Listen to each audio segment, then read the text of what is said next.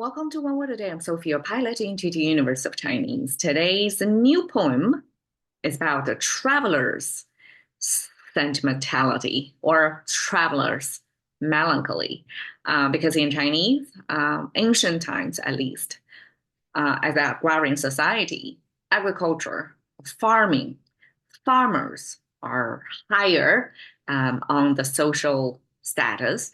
Traveling merchants are regarded lower rank because they're not producing anything, they're just moving stuff, right?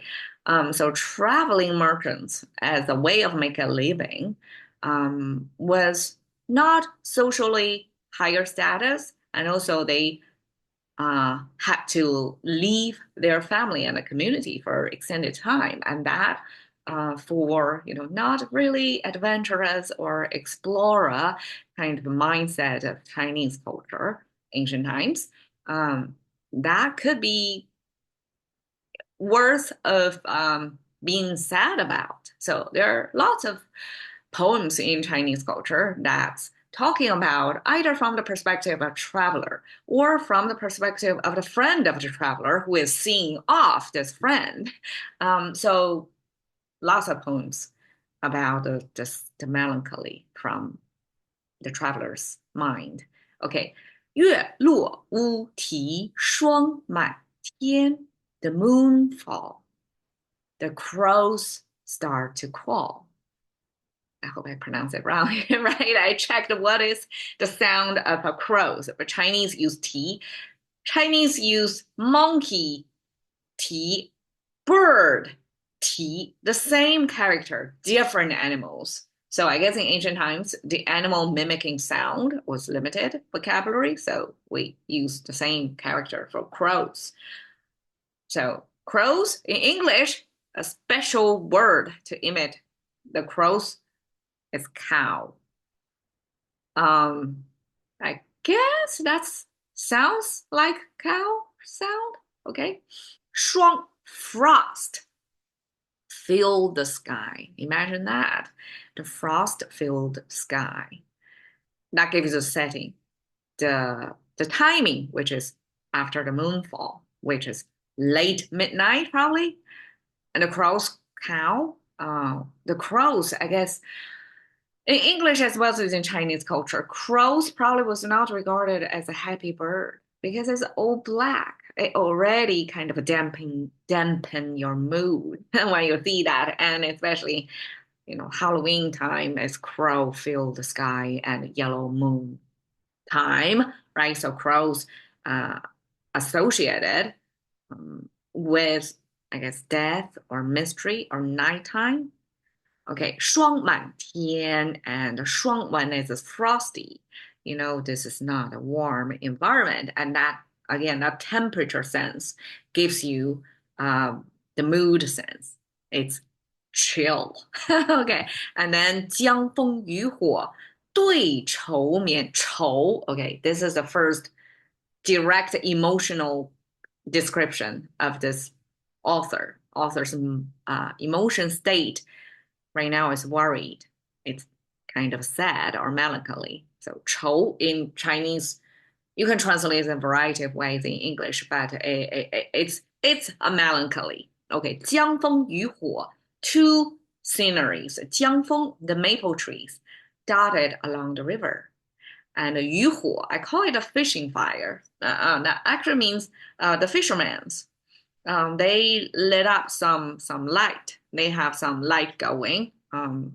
I'm not sure if fishing actually is a nighttime activity that they head out on a boat still operating. So they are the night shift workers and they need the light. So at nighttime you don't see people outside, but you can see fishermen and you can see this fishing light.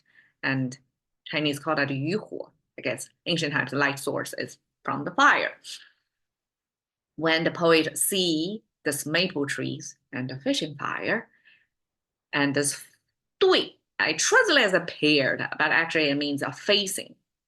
The author, in front of his face, he sees this maple and the fire, and then he starts to get this melancholy mood, worried. And in this mood, it's hard to fall asleep. Even if it says asleep here, obviously he's not asleep, right? He was able to see all that scenery and start to worry or start to feel sad. So this nighttime, this frosty sky, this crow's cow gives you the backup setting and specifically the sceneries pick out from that backdrop is this maple tree and a fishing fire. Fishing fire means late night again. Maple tree, I'm not exactly sure the symbols of maple tree, but maples turn red when it's fall time. So I guess it's a seasonal signal, kind of a Halloween time, I guess. Seasonally, it got colors in it. It's supposed to be warm you up color, right? If it's a maple tree turning red leaves, but it adds to the sadness to this. The whole mood is to set up to illustrate how this qiu would feel like. Okay, one by one. 月, this is the crescent moon shape, and Chinese have this convergence of characters. This could mean meat as well, because meat is this omega looking thing with two stripes that looks like meat. And it can also mean moon because it described this crescent moon shape, also kind of a big question mark thing, right? And with reflective light in it. So just like the sun would be a full sphere, the moon most of the time is a crescent shape. So that's how Chinese depict the moon. 落, plant symbol, cluster of them, and then we have water sign, and then we have this backward walking in spite of somebody is giving you orders. So mouse symbol here represents somebody saying something, but you're backward walking. This is your ancient footwear, and then this elongated line means it's pointing backwards. Somebody walk not in the direction as instructed. That means now somebody has their own thought, and this own or individual thought or individual interest concept paired with water and a plant that describes a type of water, no, a type of plant, because this kind of overlooking, supersize the water plus the individual. So, okay, individual waterway, let's put it that way.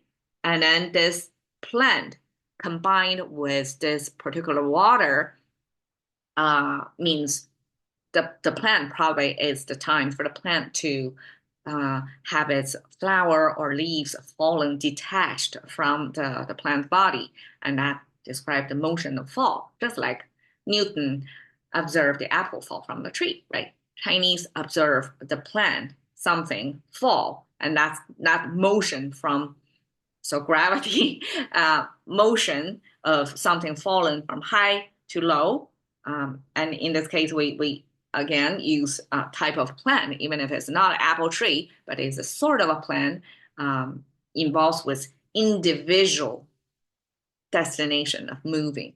Okay, so 落, wu, we have the bird symbol there, missing the eye. So if there's a horizontal line adding here, that's a Chinese big bird. Chinese have two types of bird, big feathered bird and small fluffy feathered birds. This is big feathered with this claws of the bird, kind of perching on the tree. And you can see this big feather in there, long strokes, right? And when you don't see the eyes of the bird, that means the eye of the bird color. Okay, unless prove me wrong, I think all the bird's eye color is sort of brown or black. It's kind of dark, right? I don't see on top of my head any birds have a colored eye color, right? It's all black or something dark. And when you don't see the eye in there, that means the whole body of the bird is dark, so that you cannot even tell the bird's eye embedded in there. And that's how Chinese express crows. Okay. And T, okay, we have the mouth symbol because it's related to sound making. And on the right side is, top right corner is this high ground. And then we have the tiger symbol. This is the powerful jaw of the tiger. And this powerful thighs or hind legs of the tiger, and this probably is the tail or the pattern of the stripes on the body of the tiger. And then we have the person symbol on the left side. So we put a tiger next to a person on a high ground. Okay, go figure. I'm not sure if that somebody encounter the tiger on the high ground and who is cornering who. Okay, in ancient Chinese legendary, we do have a tiger beating or tiger hunter, not hunter, because it's not for hunting purpose, it's for remove the tiger who, not who, which was harming the community up there. And so this hero who used his own feet to beat the tiger to death. There's only one legend of that, but I'm not sure that's a regular occurrence. Apparently, somebody who's not in good shape or even trained with to generate enough feast power can beat a tiger to death, right? So we put a generic human figure here next to tiger on a high ground. So I guess somebody is going to utter a sound, and that sound either from a human's fear or tiger's roar together paired with the mouth symbol means a type of animalistic, let's put it that way, because humans can be part of animal kingdom, animalistic sound that's loud and far reaching. So that's Ti Wu Ti, two sceneries, right? Yeah, and moon and crows all together. That's like a Halloween image right there. And then 霜满天, 霜, we have the ring symbol. Top frame, one horizontal line, just like here, means the sky already. And then we have a vertical line that's connecting from heaven to earth. We have this big arch, that's the space underneath the heaven. And then we have a 4 raindrops. 4 means multitudes, lots of them. Altogether, that's our ring symbol. Now we have the tree symbol, canopy, root, connected by trunk, tree symbol, eyeball, verticalized eyeball symbol. So we have eyeball next to a tree. That means you're assessing, you're estimating if the tree is edible or not. So apparently for hunter-gatherer society, that's a critical life-saving skill. And you have this assessing and plus the ring symbol together and make frost. So I guess this is kind of assessing how the weather is going to be. And it's particular kind of, I guess, precipitation from the, it did not come in a rain format, but it comes in the frosty format. Therefore, you kind of have to estimate the weather based on the weather phenomenon. So estimate that it belongs to the rain type of a precipitation, and then that's how Chinese express frost, because the daughters made that rainfall and the frost.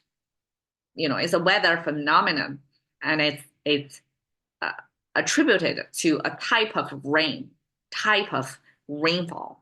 Just it didn't came in a format of a rain, and so we kind of assess that as it's the frost, the solid format of rain. Okay. And we have water symbol, and then we have a 20 sign on the top, and then we have fill it to the full or even sign at the bottom. 20 comes with 2 crosses. Chinese use a cross to express number 10 because we're tying knot to mark number 10, and there are 2 of them next to each other and connected at the bottom to make it like one unit. Now, so number 20 in ancient times, almost like the full amount of a certain unit measurement. And we'll have 20 of them. And when we have evenly, you can see this even concept of this big space separated, cut in half, and then we have this almost like a human figure. 1 each in there, that means evenly distributed. So when you have 20 evenly distributed, it means you fill out the full 20 units of something and it's even. There's no up and downs and evenness. It's everything even. So paired with water, that means you fill something, max out the capacity and it's evenly distributed. I mean, water has to be even, right? It cannot be one side higher than the other side. It has to be horizontal perfect. And that means fill it to the full. 天, again, top line is already means the heaven, but we want to add a comparison or concept of it to make sure it means the heaven. It has this two strokes, left and right, symmetrical, with one big arch thing. That's a combiner or binder. So binder of the two pieces, put it together means big. We have small, which is cut it in half.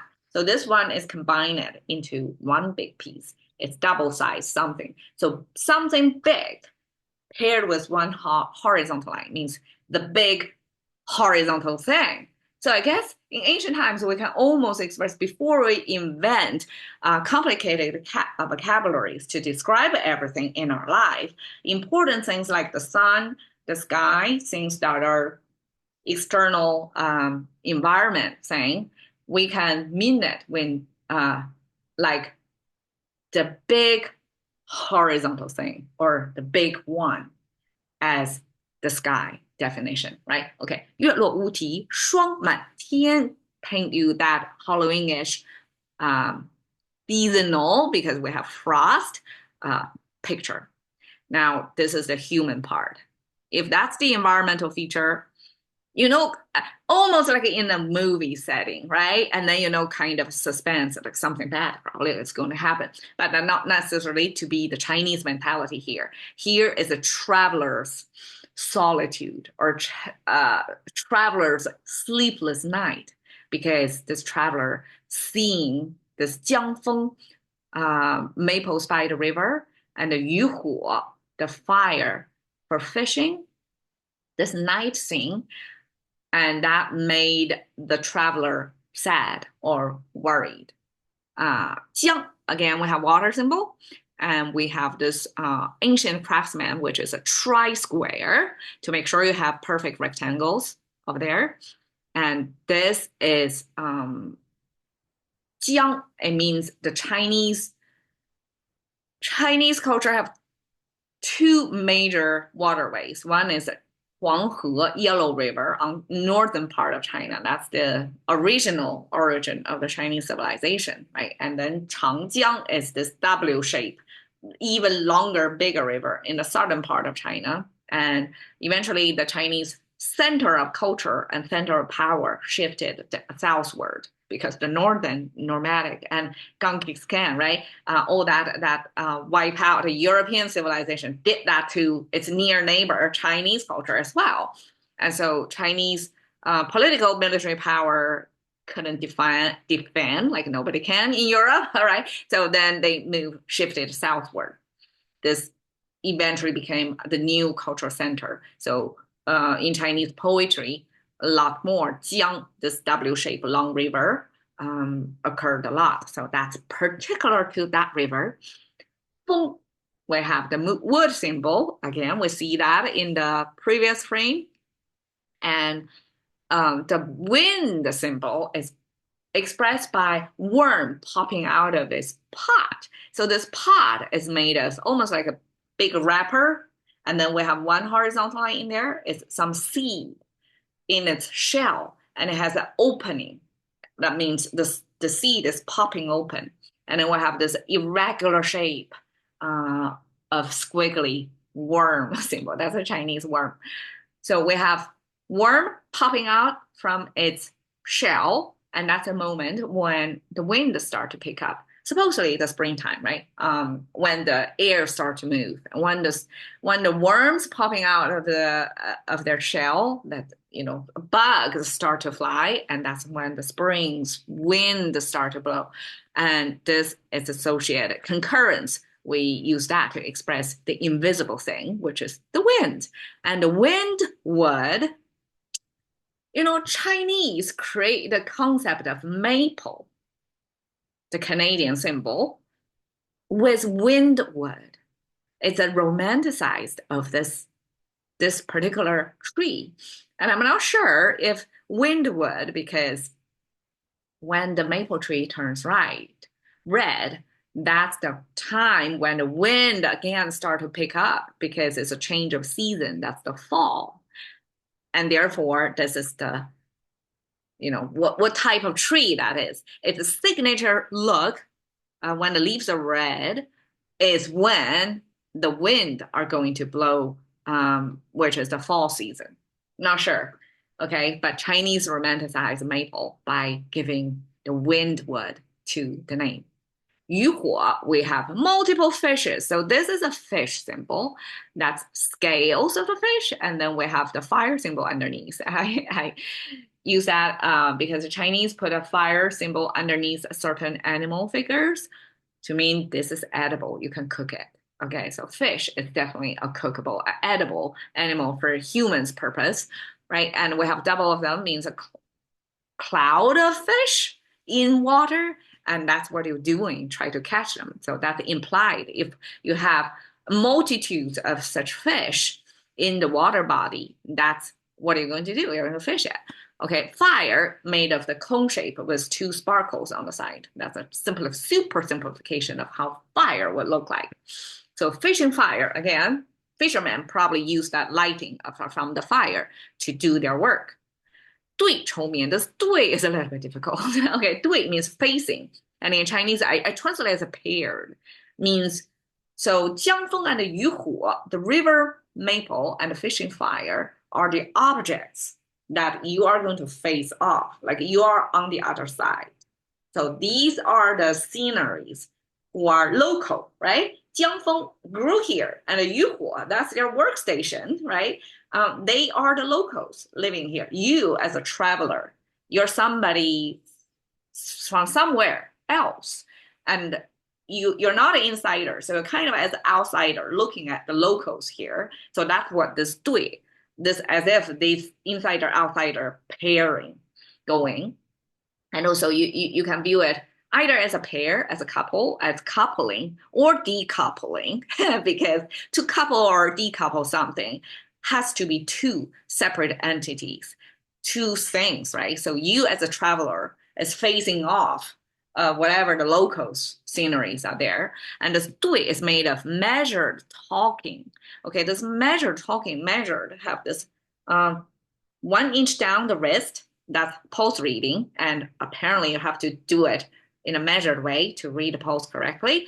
And then the left side means, according to scholars, this is the rampant plant growing. So you can view it as this upward pointing thing as a plant growing rampantly. And then you have your mouse. Mouse symbol symbolize you're talking. So you're talking rampantly, but then you do this measured talking.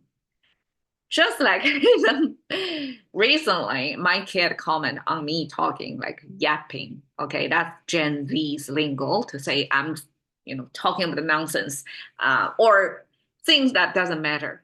So I guess in ancient times, Chinese character described this measured talking to kind of combat that rampant wordy way of talking, which I guess in the whole left side means yapping.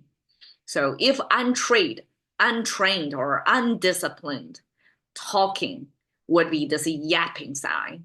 And then plus this measured thing, it would be you measured your word. You don't say anything unnecessary or hurtful.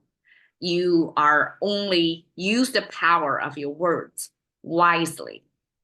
And that's the kind of a behavior expectation. And that eventually becomes the match, the dialogue. So for Chinese dialogue, or you try to match your words to something happening in life, you try to do this well thoughtful, measured way of talking, not yapping. Okay. So this paired, this antagony of something external to you versus you try to respond to this measured way of responding by verbalizing something, that eventually becomes this pairing or opposing. So coupling or decoupling. So you are trying to match your mood to what you see in this case. Okay, 愁, we have the heart symbol, so anything emotional processing.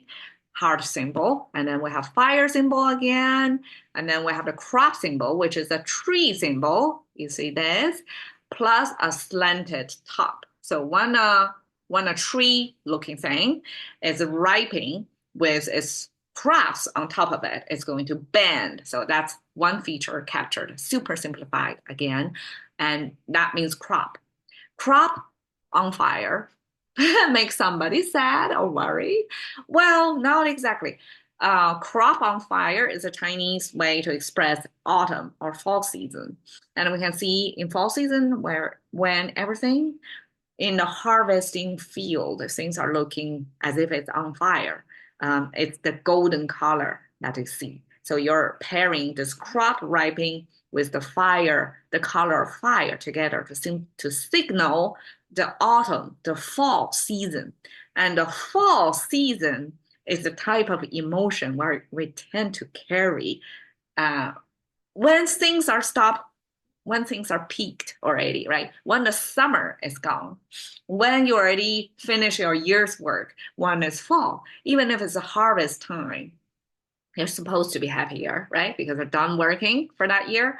But somehow you have that fall melancholy happen. So I guess it is kind of universal. We have this fall melancholy exactly there to illustrate the sense of worried, okay, or sorrow.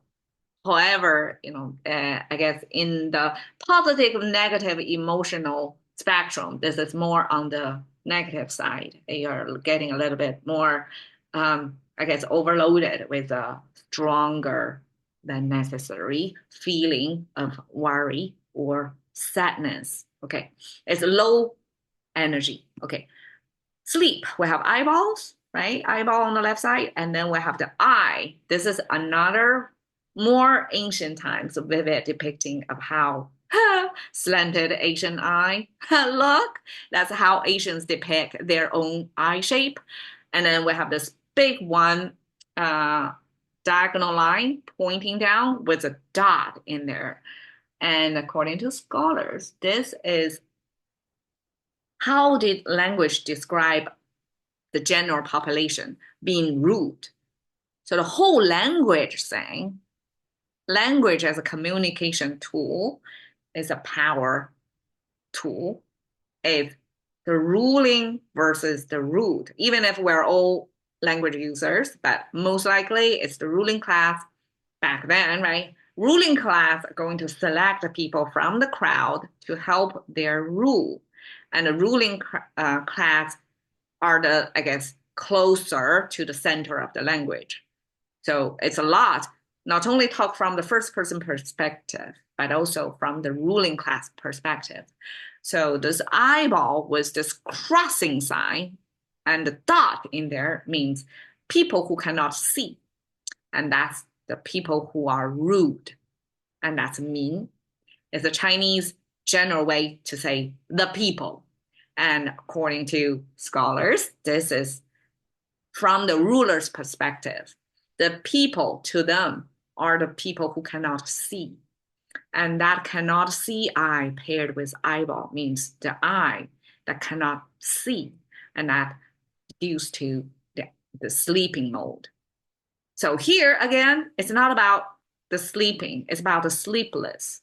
This author full of melancholy, this worrying, this sorrowing, facing the local scenery, either the maples next to along the tree bank, river bank, or the fishing fire. And that's, I mean, the best picture I can capture. And at the beginning, the setting, the mood set up.